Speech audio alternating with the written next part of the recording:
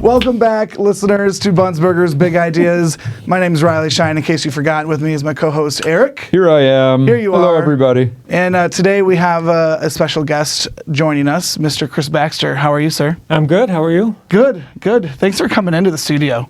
Thanks. It's great. It's fun out there. There's a lot of rain going on. So There is. Oh, no. Stuff.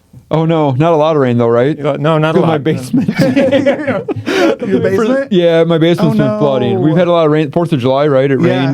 rained. But yeah, a lot of water coming in my basement. So hopefully it wasn't too bad today. Yeah, I haven't looked out the windows. I haven't either. All right, we'll get it fixed. Yeah. Anyways. For the interior pool. Yeah. Actually, that was a good idea. So. Well, and you've got the seal coating stuff too. Yep. That's probably kind of getting in the way of those operations. Just a little bit. Yeah, just a little bit. It's, stripe, seal where we can, and otherwise power wash because it's wet anyway. So.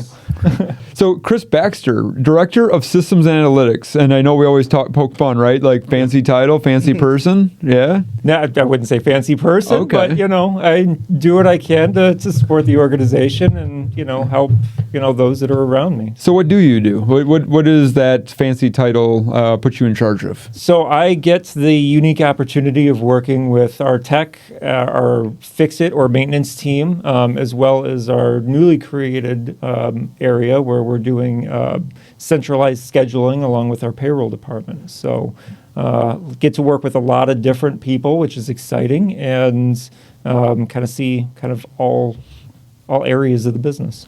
Sure. So you've been with McDonald's for a while. Mm-hmm. What has your journey kind of looked like? So started with, mainly been on the operator side. Worked with an operator out in Detroit. Started out there, went through from crew all the way up through to a general manager. Went to classes out in HU when it was still HU, in Oak Brook. And not hard to beat Detroit. So we took the journey to move out here and worked with another operator for almost 16 years, and then the organization was purchased by this fine organization, and the rest has been history for the few years. Well, that's good. And so you joined our organization, like you said, it's 3.5 years ago, give or take. But you were running the organization. I was, yep. Yeah. I was running the previous organization as their director. Again, got to see and work with all facets of the business, and just the business kind of changed. Where the owner decided to get out of the business. It was kind of a shock and surprise. Yeah. But happy for her, and Yeah. So people kind of go through transitions, and I know businesses buy and sell. It's not just new to McDonald's, but different businesses buy and sell. But you went from basically running the organization to a much different position where you weren't, and I know that was hard for you, right? Personally, professionally. How did you kind of cope with that? What were some things maybe you did that were very helpful? Some things that you wish you would have done differently? Sure. Yeah. It was difficult. Going from that aspect of having that conversation with my family and all of that about hey, we're building this organization, we're getting to a point where potentially we could own our own locations, which was very exciting for my son, right? And he was like, we're gonna own French fries. Yeah, right. Right. To that not being the case, just because of like I said, change of business and whatnot. It took me to a kind of a dark place, honestly, to a point where, it felt, I'd kind of lied to my son, and just I didn't know where to go from there. We had to take a step back, and you and I were able to have some conversation and kind of break me out of that thought process, and I was able to get back to a point where instead of it being about me, it was back to what's truly important, developing, the people around me, allowing them to have the opportunities that I had, been given throughout my career, and ultimately getting back to it isn't about me and what I'm providing for my family, but how I'm helping them see the opportunities and develop, within themselves as well. Chris, I appreciate you sharing, because I know Yeah. like what you said was, it may sound easy, but it was a really hard time frame for you. And honestly, for me too, it was really hard to sit here and try to tell somebody that I knew was running an organization how or what or when. And like it was very awkward for a while. But I feel like, we've built a relationship, and we had to have some conversations that weren't always easy, right? But we obviously came out better on top. Oh, So, absolutely. No, that conversation helped immensely. It was difficult, and even in just conversations with other operators and other things that are going on nowadays. There are still points where it's like, that was me at one point. okay. But then, that's where I have to step back and say, it was, but I'm still better off for it. Sure. My family's still better off for it. The individuals that I work with, I hope, are better off for it, getting to spend some time with me. Yeah. Making sure that I keep pushing that back and saying, no, let's look at the bigger picture. Yeah, because I would imagine those feelings still creep up once in a while. Those negative feelings or whatever it might be. Like like I said, it's easier said than done. But what you've done for the organization has just been incredible. Like the routines and the systems, and for those of you that know Chris, just the mindset and the thought processes you have, and the ability to like forward think, I think is what really helps separate you from others, right? So in your opinion, you talked about helping others. Like what drives that? What kind of leader are you to your people that you do help? I think at that point, it's really taking the experiences and things that I've been through to figure out, where are they at in their journey, and how can I help them get through that a little bit easier than what I had to, right? How do I help them succeed and get to the point that they want to, or to a point that we see that they can be, to ultimately help them, further along in their journey to make them successful in whatever version of that they see themselves in. And that's ultimately where I attempt to focus is, not that it's over for me, but it's not about me. It's about them. It's over. This is It's it. over. It's done. That's what it is. Yeah. Well, I feel like that changes the lens of your leadership. And leadership is a journey that we've talked about since the beginning of this podcast. It's you're in different spots in it. You go backwards, you go forwards. It's all evolving. So from your leadership as a director to now being able to see the lens through, like, I get to affect and help and work with all these different people. Not that you did that before, but through a different lens. Right.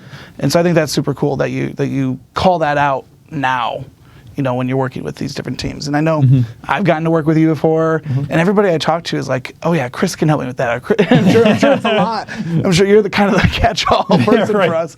Yeah. And so being able to be honest and tell us, hey, like, I like doing this. This is where I want to spend my time. Yeah, no, it is. And the success is always for me when either I see, the light come on and oh, wow, like that's how we go through and do it. Or even better, like the pinnacle of it is now they don't feel like they need to come to me. It's like, no, I have that. Or I can go to this individual that I've gotten the opportunity to work with that can now take ownership themselves, and they feel the success of, no, I've got this. I don't need Chris. Absolutely. Yeah. Riley, you said it, right? Like there's so many people where you talk to, and Riley, you're one of them. And Chris, you've now grown your name over the years with the organization too. Where I'm telling you, right? Where it's like, well, let's see what Chris has to say, or let's get Chris involved. Like, how do you balance that though, right? Like, I'm going to tell you, one of the hardest parts for me is when to turn it on and when to turn it off. But you do, like, you have so many people that want to come to you now. Yeah, there is, and that's where. Just remembering and taking another step back and looking at, okay, who has already been developed in that so that I can allow them to show and shine with what they've developed with so that they can go through and handle those situations, those opportunities, and allow them to be the point person, the one that is, they can handle this. They are, the expert now. It's not me. It's them. Yeah. How did you become better at that part then? Because I swear in the past it used to be, yep, I'll handle that for you. Yep. Didn't you used to just take it all? Yes. Okay. But and it's difficult not to sometimes. Okay. But that's where again it's taking that step back and saying no, it's not me. okay. It's not about me. It's not about what I can provide. It's what we as a leadership team can do together. And it's okay to say it's not me anymore. I'm not doing that. That's right. You're on your own, right? Got it. We're going to teach the fish to swim and the people to tie their shoes. I was poking fun Yeah, at my Riley shoes. because his shoelaces are slip-on shoes, so he doesn't have to actually tie his shoes. I do know how to tie my shoes. Do you? I do. Okay. All right. Well, Like riding a bike. It's like riding a bike. I don't know. I don't even know how to ride. It's been a long time since I've rode a bike too, so we'll have to test that theory. I love what you've done though to build the systems and the routines and how you've empowered people, because I'm going to tell you, we have some people that are directly under you, right, or that report to you, that have been able to take some of your same, I guess, shadow of a leader concepts where they're doing it to their people. And I know you talked about taking a step back and doing all this, but still from a time standpoint and an organizational standpoint, how do you keep yourself straight? Because your hands are in the cookie jar on a lot of stuff. And that's a lot of the conversations with some of those leaders that have developed, like, whether it be our tech team or our Fix-It team, or even now that we're working with Tiffany and scheduling, they're able to go through and put their spin on the systems that we've developed Okay. to allow them to, have that ownership, have that control, and be able to report back to me and say, hey, this is either what I saw that could be different or I want to do different that will ultimately make it more successful. And that's fantastic.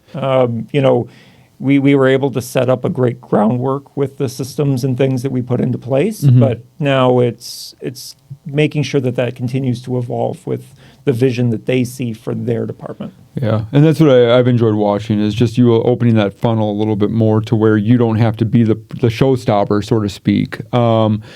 You've mentioned family a few times, and I know that from our conversations, family is really important to you as a driving force of what you're doing.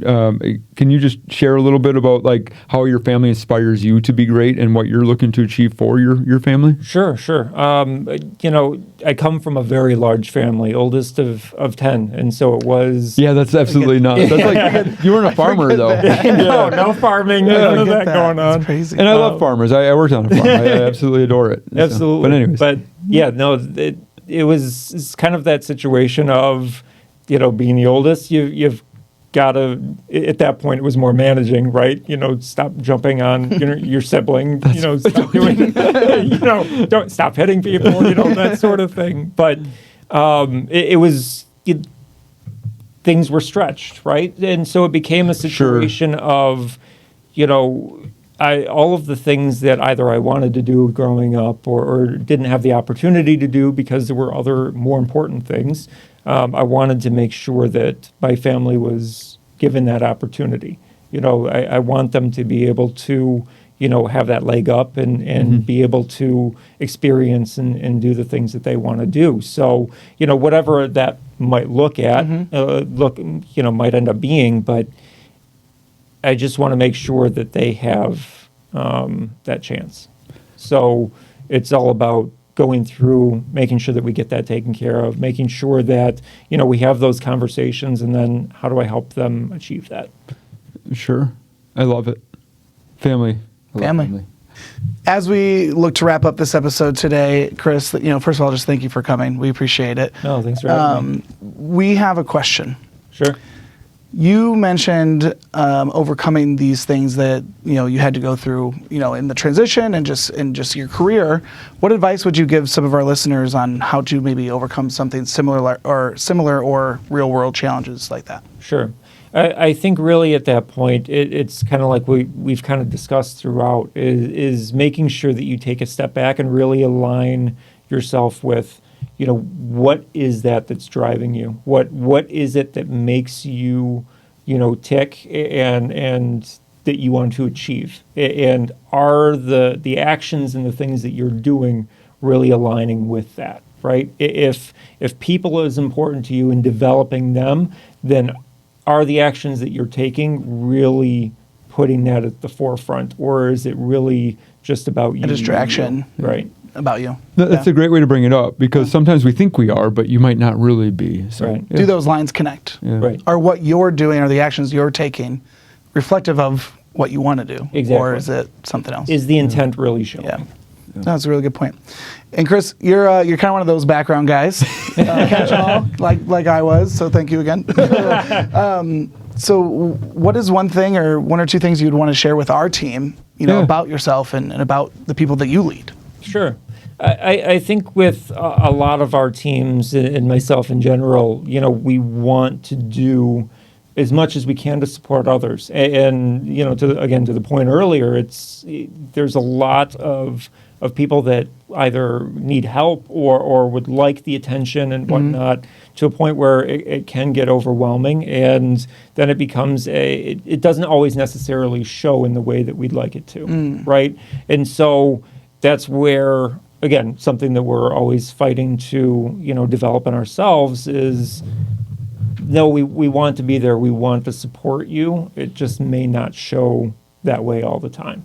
It may come off as, here, try these things first, we'll get back to you, but it's important for us to circle back and make sure that we have that conversation. Sounds like an episode of what was our miscommunicating, Right. Our text message thread. Yeah, was. exactly. That's a good point, though. No. Like, they do care. Yeah. They do care. It's just they're going through the motions and they have 100 HVACs to take care of. I always, I think of like when you bring your car to the shop, right? Like that's just your department is me bringing my car to the shop, and there's nothing wrong when I actually get the car to the shop, right? But as soon as I leave, right, it starts ticking again or screeching or whatever. Yeah. So sometimes it takes a couple times for us to, I guess, get it fixed or find the problem. And that's hard, right? That's hard in the restaurant world because customers don't stop just because something else stopped. So, right. But no, your team has done incredible things. Your routines, your systems that you've put in place. We wouldn't be the organization we are without you. So it's a pleasure to have you, and we look forward to continuing that journey together. So thanks for being on Buns, Burgers, and Big Ideas. Listen, learn, lead. We'll see you next time. Yeah. Thanks for joining us on Buns, Burgers, and Big Ideas. We hope today's episode inspired fresh ideas for your leadership journey. Be sure to subscribe so you never miss an episode, and keep learning with us as we continue to explore leadership in the QSR world. Until next time, take care and lead well.